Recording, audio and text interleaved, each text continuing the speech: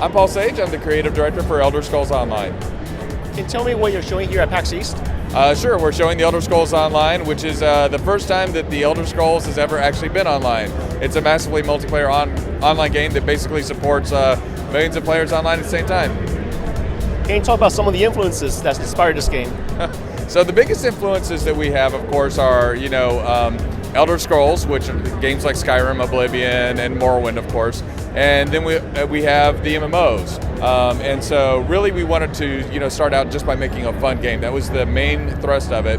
But then we looked at our player basis and what we as developers kind of wanted to do in an online game. And so we blended what MMO players want and what Elder Scrolls players want, and that's kind of where we started from. What were your goals heading into this game? So our goals in heading into this game were, really just like I said, to make a fun game, and also not only making a fun game, but really looking at important things like combat.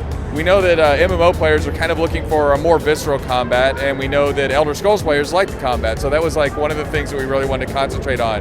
As well as combat, we wanted to look at things like world immersion, world interactivity. We wanted to make sure we had a great competitive PvP system, and we wanted to make a great social game. How do you feel this game pushes the game forward? So I really think that honestly going online was a great step for Elder Scrolls. People want to play Elder Scrolls, they love the Elder Scrolls universe, and they want to play it with friends. And so that's probably the biggest way it's pushing it forward. Can you talk a little bit more about the character traits, any skill sets or the classifications? Sure. When you start out the game, you have 4 different classes. So you can pick from a Templar, a Dragon Knight, you can pick from a Nightblade, or you can pick the Sorcerer class. And really that's just kind of the start. So you also have your race, and you can pick from one of 9 races.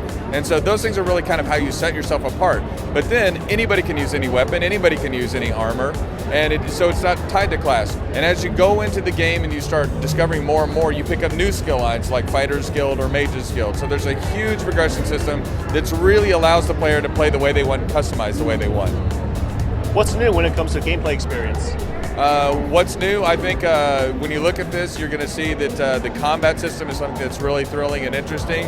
I'm personally thrilled about our PvP system, which takes place in Cyrodiil, which was where Oblivion was based. And that's got this huge, huge landmass where players participate in, killing other players, going in and taking small things like, say, a farm over, and this farm provides resources for the keeps. And then there's these big, huge keep battles that have things like trebuchets, catapults, and everything else. So it makes this huge, huge system. How would you compare the level grind in this MMO versus the other MMOs? So when I look at it, getting there should be the fun. So while we have a level cap at 50, we've spread out our content to where it's very exploration based. Players aren't just on rails, they can go around. And so I think the way you gain levels should be almost invisible to you because you should be having so much fun gaining the levels. What role has fan feedback played in this game? A lot. So obviously when you're making a massively multiplayer online game, you're looking at the fans, you're looking to see what they're saying about it, and we've taken that to heart. We always take everything that the community is going to say to heart, and we want to make sure that we make the game that we want to play ourselves and of course they want to play. What role has new technology played in your ability to bring this creative vision to life?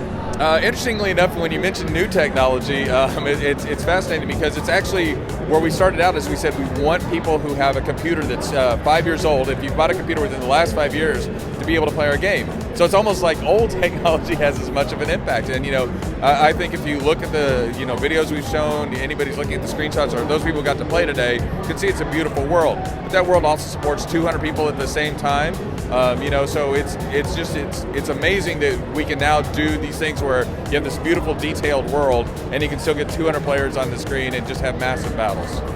What are you most excited about with gamers getting their hands on it in this game? I think it's the first time they've been able to see it, so I'm really excited to read the feedback on the forums. I mean, the feedback on the floor has been extremely positive. We have hugely long lines out here, and really, it's I'm kind of looking forward to seeing, how did you feel? Did it feel like the Elder Scrolls experience you're used to? Did it feel different? In what ways was that difference is good? And so those are the kind of things we're looking at. What is the multiplayer experience like?